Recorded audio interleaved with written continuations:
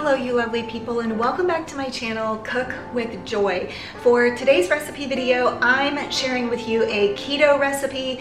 This is something my mom made when my son and I were back home visiting, and my son loved it. So I do try to incorporate it into our meal rotations.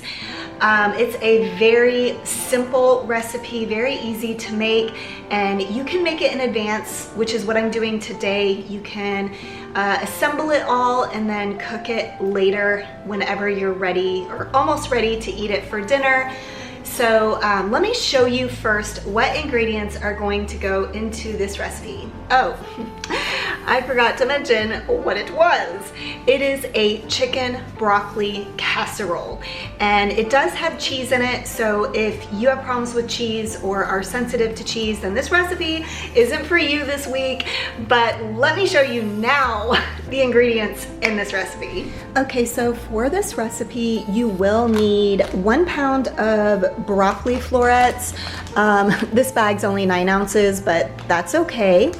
1.5 pounds of chicken breast, 8 ounces of cream cheese, 3/4 a cup of heavy cream, and then the recipe calls for 1/2 a cup of unsweetened almond milk, but I don't keep that on hand, so I'm gonna use this unsweetened coconut milk instead. 1 tablespoon of Dijon mustard, 1 teaspoon of garlic powder, 1/2 a teaspoon of salt, 1/4 a teaspoon of pepper, 1/4 a cup of fresh basil chopped, and then 1 cup of, it says shredded cheddar. I have this sharp cheddar on hand, so that's what I'm going to be using for it. And then optional, which I will not put either of these in there, is bacon bits or chopped up pieces of bacon, and sliced mushrooms is another optional thing if that sounds good to you. Okay, so for this recipe, it does call for cubed cooked chicken, and I don't like to have extra pans, so what I do is I go ahead and cut the chicken up and put it directly into the baking dish, and I bake it first so that it cooks through. I'm just gonna throw a little bit of olive oil, salt and pepper on there to bake it with. So that is the first step. That is the first thing that I'm gonna get done.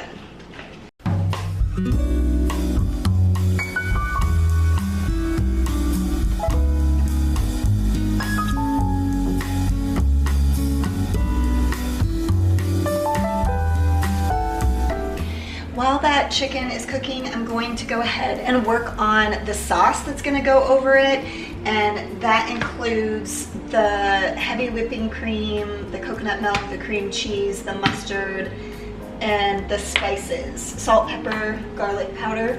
And so we'll just be whisking that into kind of like a cheese sauce.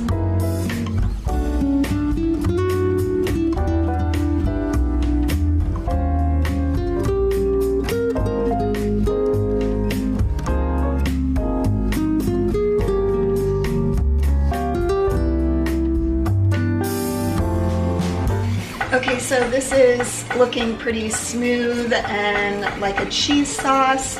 So I'm gonna go ahead and take this off the heat, set it aside, and then I will work on chopping up the broccoli into a little bit smaller pieces, chopping up the basil, and shredding the cheese while we continue to wait for that chicken to cook.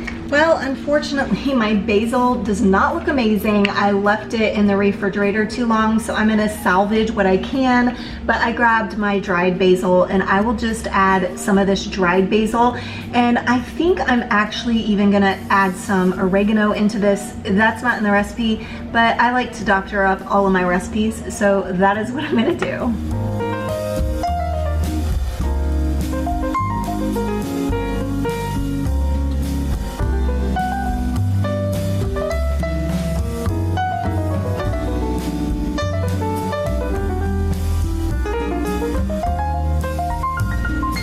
Okay, I will say way, when you cook your chicken in the oven or bake it in the oven, it is going to have some liquid that just comes off of the chicken. I go ahead and drain that so that the sauce doesn't get too watery. But then to assemble this, you're just gonna mix the cheese sauce with the broccoli, basil, whatever spices you want to add to it. Incorporate that really well, and then you're gonna top it with the cheese. And if you are new around here, didn't know this, I do have a daughter who is vegan, and I do make a vegan version of this. It's very similar. I use vegan cream cheese, and I use the coconut milk, and then I just use pre-made vegan chicken. But anyway, that is what she's having. I do a separate dish for my daughter in case you are interested in it. But let's go ahead and assemble this.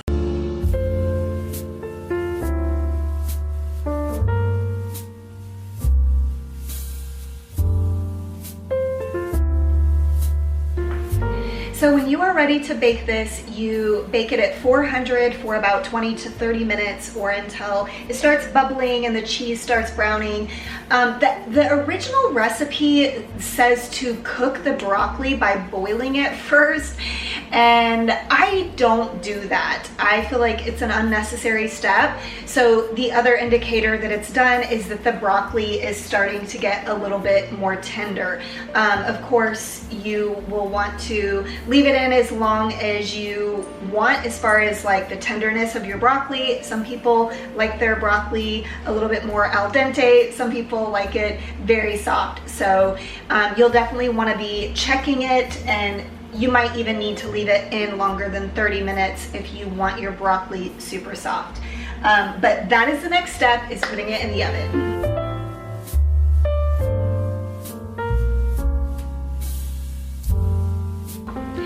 Okay, it is all baked and ready to give it a try now. I am serving it tonight with cauliflower rice. That does keep it keto if you are interested in that. This is such an awesome comfort food though. It is great with mashed potatoes if you are not eating keto. It's also great with rice or even pasta. So those are some ideas of ways you can serve it, but let's give this a try. Let me get a piece of chicken and a piece of broccoli in here.